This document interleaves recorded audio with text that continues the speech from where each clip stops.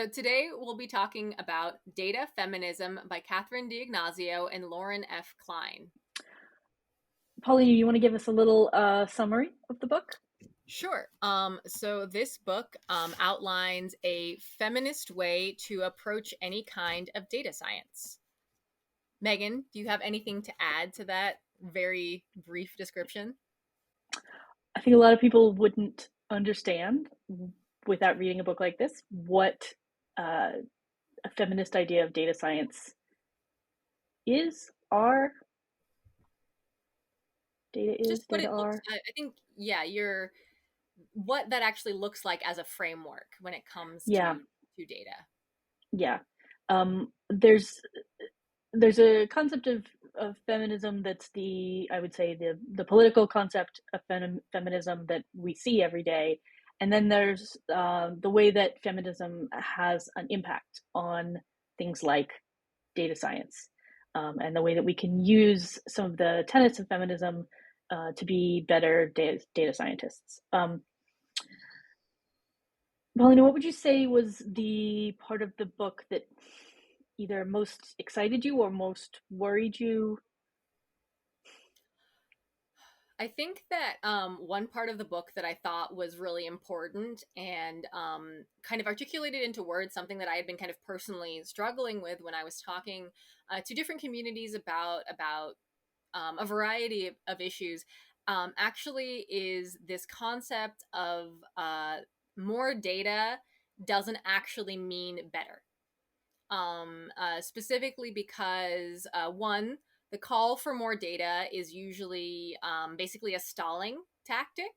That for most issues that people say we need more data for, so for example, things like racial or gender-based discrimination, that we need more data, we need more data.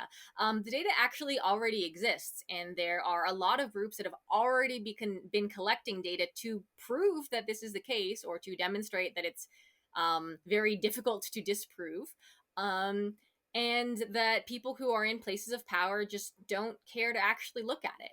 And it actually, this call for more data is basically just a call to waste people's time. And this has been a thing that I've been kind of struggling with to articulate certain points to. And that basically, like, no, the data is there and I can repackage it for you. I can do the extra labor as a femme presenting person of color to present it to you. But to a certain degree, if you keep asking me this, you're actually making me do work and not actually listening to me. And I think that data feminism did a really great job of bringing in a variety of examples, particularly governmental examples, that people will call for more data, you'll give it to them, and it will completely disprove their points, but they will continue to not do anything about it because they're actually not interested in changing. And the issue is not more data or better data collection or better algorithms or better arguments. It's just that some people are very invested in the status quo. And so it literally does not matter how much data we collect, they're not going to change. And It's just a really great basically outline of how much no, data does not speak for itself, and even if it were to, some people wouldn't listen anyways. That I last point, know. I think, is super important. Yeah. I guess though that's something that I thought was really impactful or influential about the book. Can you talk a little bit more about, if you can think of one pillar of feminism that you felt that this book really accented, or that you thought was an important takeaway from this particular book? Yeah, there's a chapter, and I'm going to check real quick and tell you it's chapter 5 in the book, Hmm. which deals with unicorns and janitors and ninjas and things like this, and all these terms that we use when we're talking about people who do data science, and the way that some of these terms um, are used to validate and invalidate the work that people do, and that typically the the terms that are used to validate people's work are terms that get applied to male data scientists, and the terms that invalidate people's work tend to be applied to female presenting data scientists. And I found this really interesting in terms of connecting it to archaeology, because we have some of the same problems in archaeology that we do in data science with how we vilify and valorize individuals. That it's very much a double standard in how you produce your data and how you produce your field work reports and your conduct in the field versus your conduct when working with data. I thought that was a really interesting way that things sort of got tied together, and this idea about equality and binaries and how gender plays into all of these things, I think is very interesting right now in light of how our ideas about gender are shifting and becoming more open and more fluid. And how will these ideas of vilification and valorization, how will they continue to be used? And are they being used even now still in order to, I mean, the answer is yes, they are being used to denigrate the work of women and people of color. That was a big takeaway for me in this. Paulina, if you were going to try to sell this book to someone else to read, what would you say to them? If you want to connect a collected book that will give you the evidence either to argue with or to make sure that you feel comfortable in certain kinds of arguments and discussions, Data Feminism is a great source of data-driven demonstrations of how feminism can be used in practice. And it's still data, it's still hard science. It's just demonstrating all of the things that people think about as squishy or as not real. It's not also the first book to demonstrate it. There are lots of books out there that already exist that already use data to demonstrate that the things that fall under kind of social justice movements are proven by actual evidence. It's not the first book to demonstrate it, but it is one that has data in the title that might help convince some particular people of it.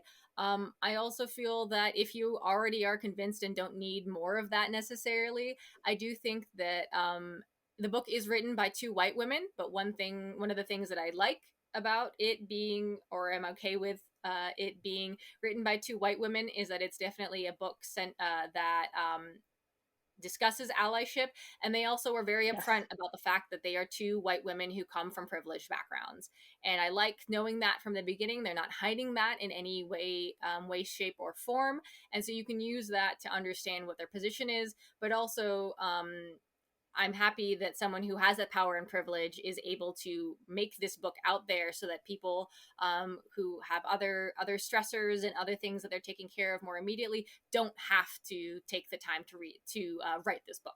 That they don't have to do extra labor to create a book like this.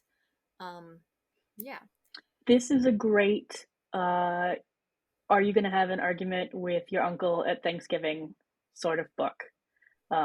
If you're the person who you sit at the Thanksgiving table and your uncle is just awful, but you don't say anything because you don't feel like you have the data that you need packaged easily enough to be able to fight back on his horrible Thanksgiving rants, this is a book that will help you.